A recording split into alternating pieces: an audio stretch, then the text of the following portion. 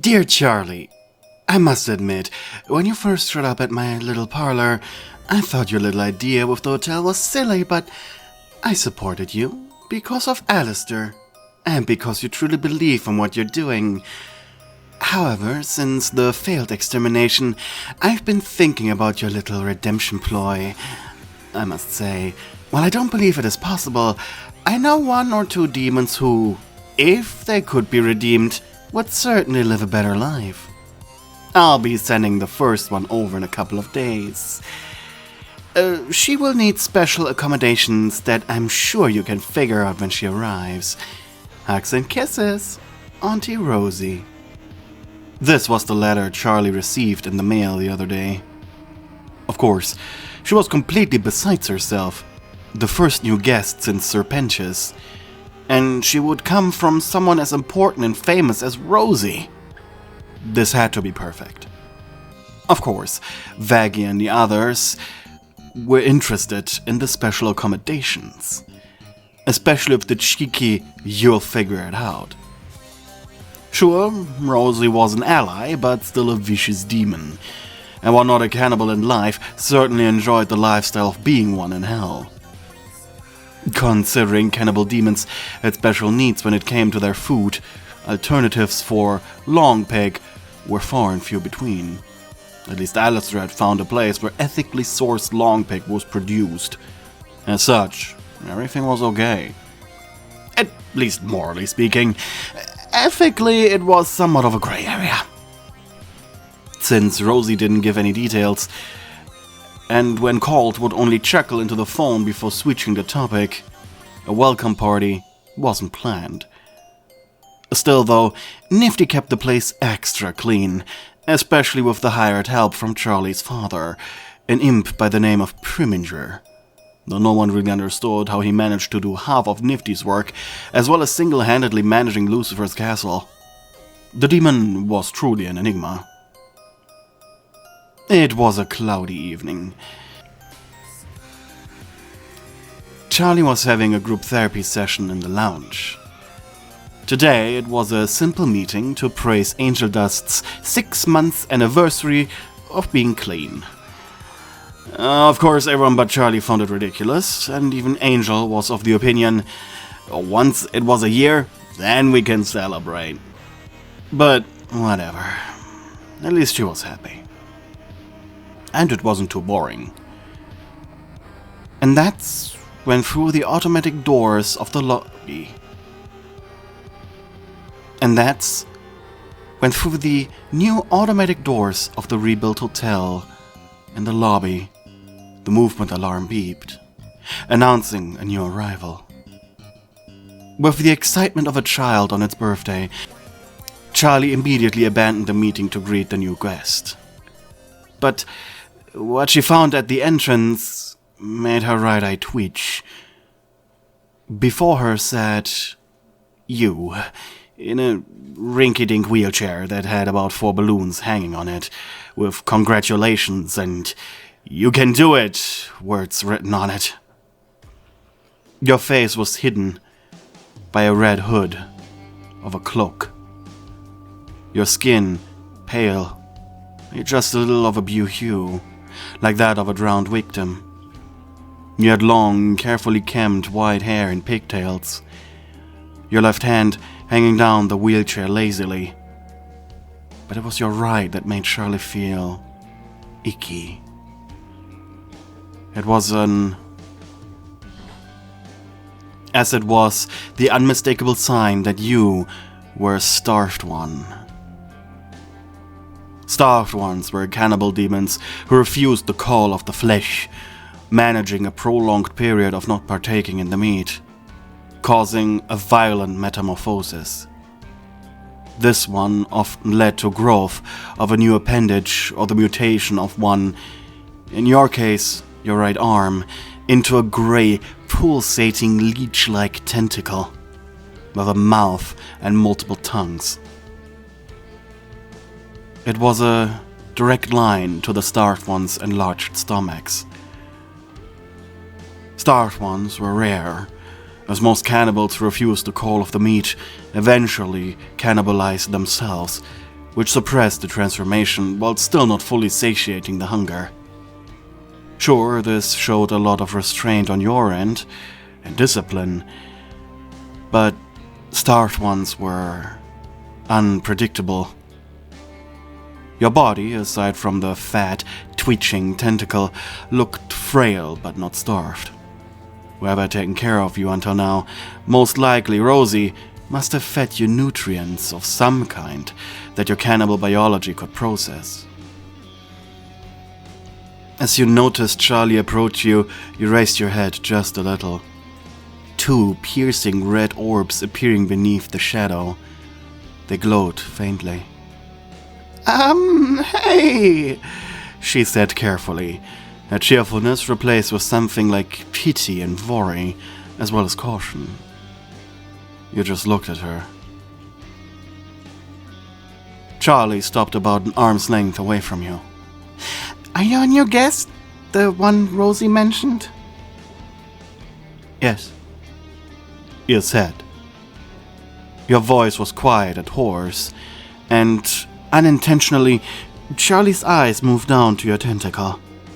It was placed on your lap, its teeth wiggling like fingers. Oh God, it has eyes, Charlie thought.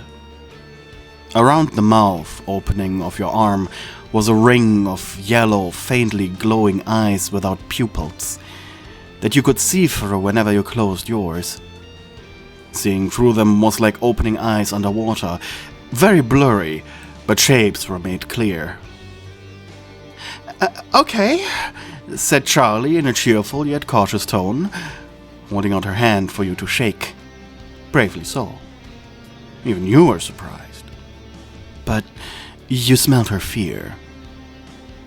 As the pleasant aroma of it entered your nostrils, your leech arm pulsated, spreading out its teeth as if it inhaled the scent. Meanwhile, you raised your left hand, taking hers in yours. Her body felt so much warmer than your own. I like your skin, you said absent-mindedly, your eyes shifting to the side. Thanks. A gasp came from behind Charlie. She stepped aside, which allowed you to see new arrivals, the other denizens of the Haspen Hotel.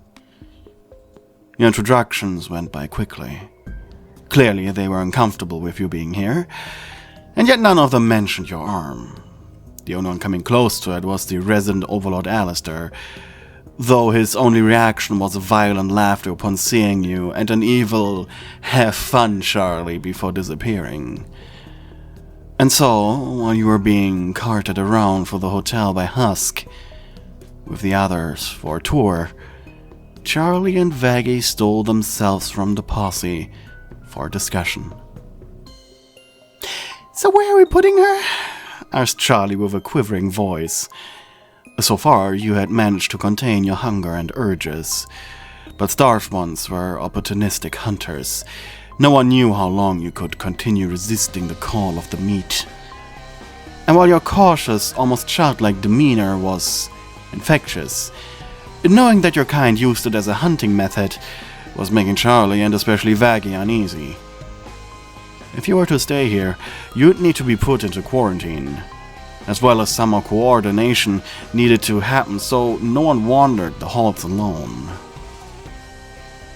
Vaggie went into thought, crossing her arms, and then snapped her fingers. The basement! Charlie shifted uncomfortably. There's an elevator going down there, and if we don't put anyone else down there as well, no issue when someone steps off the wrong floor. Charlie tapped her fingers together. We can't put her there. I mean, that's so humiliating. What about the top floors then?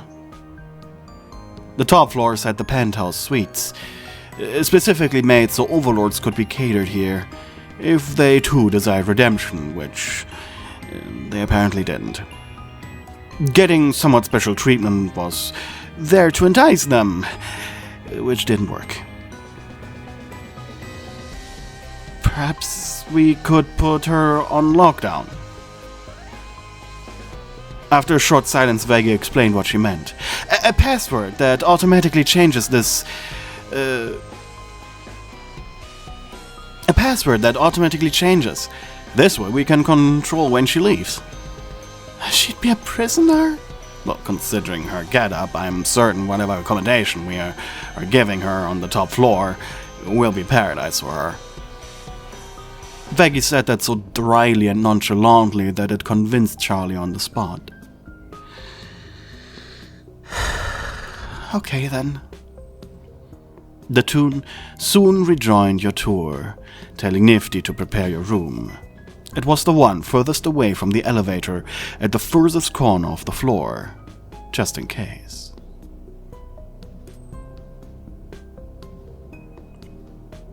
It was late. You were lying awake in your way too soft bed, your eyes staring at the ceiling. It had been a way too exciting day for you to just drift off now. Not to mention you were so hungry. The way cannibals worked in hell was that they derived next to none of fulfillment or enjoyment from meats other than that of former humans. The reason you looked healthy, relatively speaking, was your engorging yourself on any other food, even if your taste buds could not detect any taste due to it not being the right food, as well as getting nutrient injections right into your stomach by Rosie, who up until today had been taking care of you. Rosie had a terrible secret stashed beneath Cannibal Town, where she kept any starved ones she found. They were great tools, easy to control for her, like very well-trained dogs. And well, you were sort of an exception, of course. Apparently, you had a distant blood relation, somehow, making her take extra care of you. When she learned that you had turned into a starved one, that as a matter of fact, you had lied to her every time you told her that you were eating your meals normally, it broke her heart. But you didn't want to eat what you still considered humans. Though after your metamorphosis, things changed. You became more aggressive and more willing to eat, more willing to feast, more than likely due to the leech attached to you. You rolled on the side. Despite lying in a bed, this thing was so soft it made you feel like you were falling. Whenever you closed your eyes. Not that you wanted to. Whenever you slept,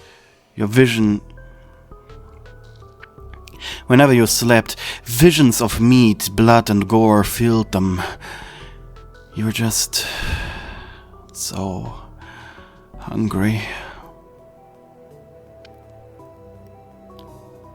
Whenever you closed your eyes, visions of meat, blood, gore, and viscera filled your dreams. You were just so hungry, always hungry. It was then that from your room's door you heard a knocking, followed by a code being typed in. You raised your head quietly. The upper suites were akin to small lofts, your bed being situated next to a glass railing above everything else.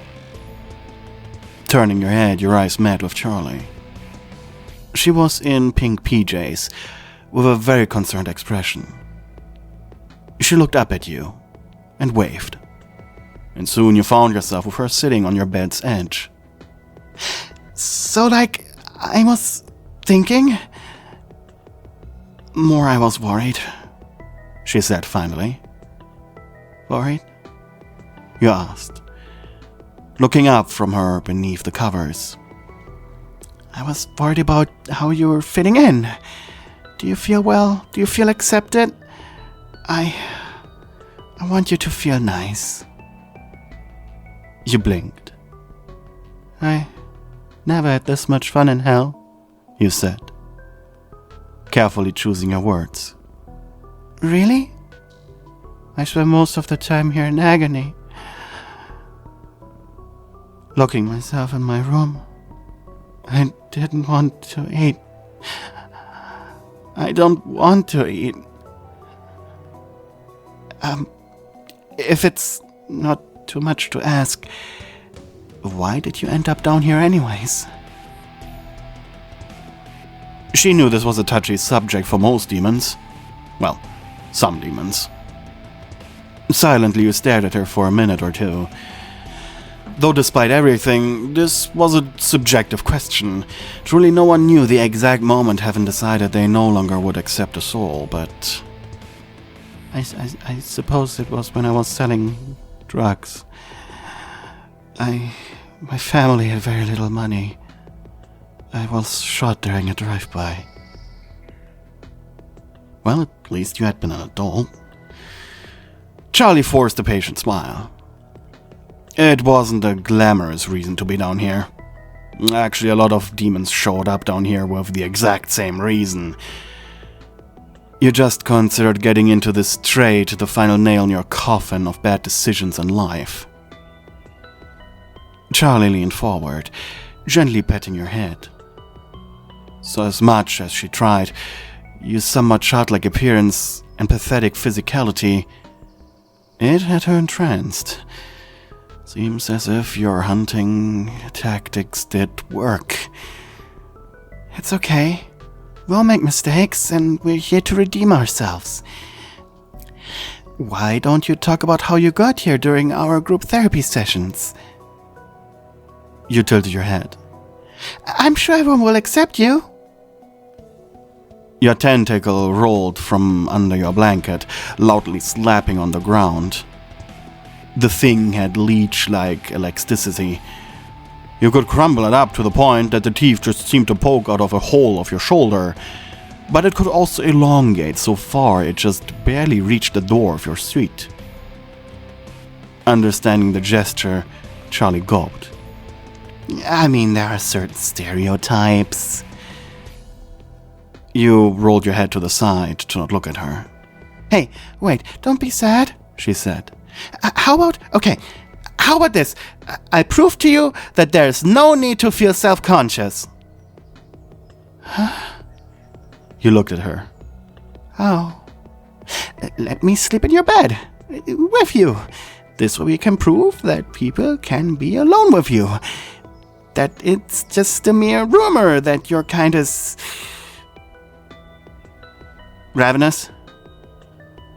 As if on cue your stomach rumbled. You could feel it in your entire being, but thankfully it was muffled by the blanket.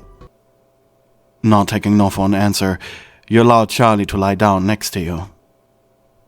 Your bed being big enough for the two of you.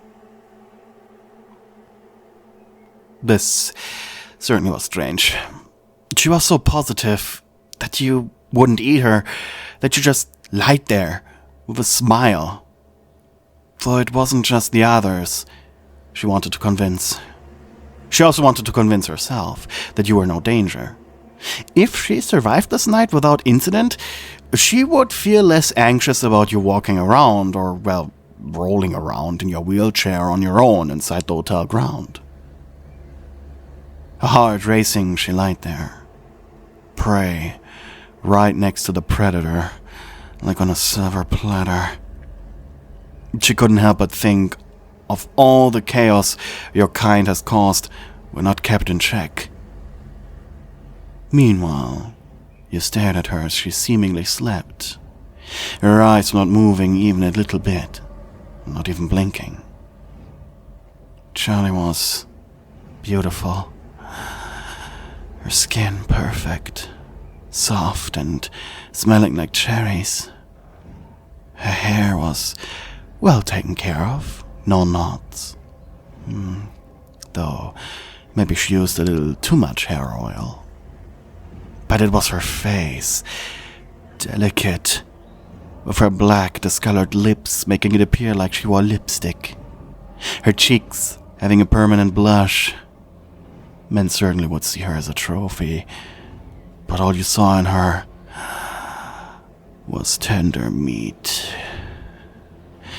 The scent of her perfume and shampoo mixed with her natural smell, her warmth, her breath, everything. You wanted her in your mouth so bad. Salvia dripped from your mouth onto your pillow as your heavy leech arm began to move. It elongated around the bed, stopping at the foot end of it, its head slithering beneath the cover. 4 tiny appendages shot out of its jaw, small, slithering, writhing tongues. They gently licked and caressed the flesh of her leg. You exhaled through your mouth, tasting the outer layer of her flesh. At first you thought this was enough to satisfy you, but then, without you really wanting it, the leech jaw pressed forward, slowly swallowing her feet before shoving itself up her body. Your stomach acids could take care of her clothes. The teeth of your appendage eagerly yet patiently tapped over her body and flesh. It was so unbelievably difficult not to chomp down on her right here now. Meanwhile, Charlie suppressed the urge to puke. Of course she wasn't asleep yet. And she was so undyingly disappointed in you when she first had felt the little tongues caress her body. It wasn't even the fact you were targeting her to be her meat. It was more the fact that you didn't ask. Sure, the answer would have been no regardless, but she made Alistair handle a deal for ethically sourced meat for you. She could have fed you in a way that would not influence your redemption. Yet also, feeling the slick walls of your appendage embracing her body, slimy, wet, and dangerous, she had to admit, it felt great, to a certain extent. It churned, squelched, and rubbed as it made its way up to her navel. It was warm and so slimy. Expanding, only gently squeezing her just right. The clothes may be ruined due to the slime. Her hands brushed over the flabby inside of your arm. In a way, it felt like the inside of Vaggie's mouth. Oh God, Vaggie. If she saw this, she'd kill you. It was when your teeth began to tap on her small chest, and your tongues getting a little too close between her legs when she finally inhaled for her mouth, no longer able to resist the tension. Her heart was beating so fast. Why was she feeling excitement? She hated feeling that. And as if on cue, all your movements ceased. And that's when Charlie opened her eyes. She did look at you, but she was frowning. Are you certain you want this, puppy? Hearing your name, chosen by yourself as a demon or not, hurt you, feeling like a punch in your gut. Listen, carefully, and then decide. We have given you a chance, and Rosie really believes in you, as little as that probably means to you. We all just want to help you. Tears began rolling out of your eyes as you stared at her, yet you didn't say anything. See, there's a chance you can be redeemed, and once you're up there, I'm certain the hunger will be gone. I promise you that. Think about it. All the tasty things you can finally enjoy again. If you keep going, I would have to defend myself. I don't want to hurt you. Not to mention, what would the others think? Or do when they hear of this? The soft, wet walls of your appendage squeezed, churned, and tightened. And for a moment Charlie thought, this is it. But then, the heavy leech head raised up, moving her over the middle of the loft's room. Charlie hung head first above the sofa of your suite's living room section. Poppy? You are now sitting up straight, staring down at her before a gurgling, vomiting-like sound began pushing her out of your second mouth. And with a loud, wet slap, Charlie fell onto your sofa, altogether with a wave of translucent salvia slime. Ew, she thought as she exhaled. Lying on your now wet and ruined couch, feeling guilty, you turned on the lights, the button for that just located above your light stand. You then crawled over to your wheelchair, shoving your body on top of it. Minutes later, you joined Charlie by stopping your wheelchair next to the sofa. She looked at you with an expression of awkward relief and a somewhat mild smile. I'm sorry, you said. I'm just so hungry. I understand. I think. Well, I never was starved, hungry. Shaking, Charlie stood up, her wet clothes sticking to her body tightly as she walked over to you, kneeling down to be on eye level with you. Listen, Poppy, I promise you will get this sorted out, okay? You tilted your head. She then placed a slimy hand on your cheek.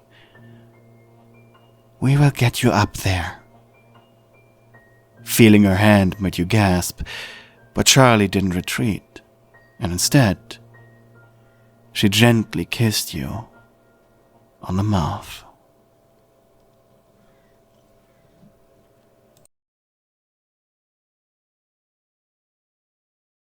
Thank you for watching my video until the very end. And I would like to remind you to, please, like and subscribe and comment something down below. I read every comment you write to me, and I try to reply to them as often as I can. But before we say goodbye, I would like to shout out all of my lovely, darling stewards who so graciously support my 3rd tier membership.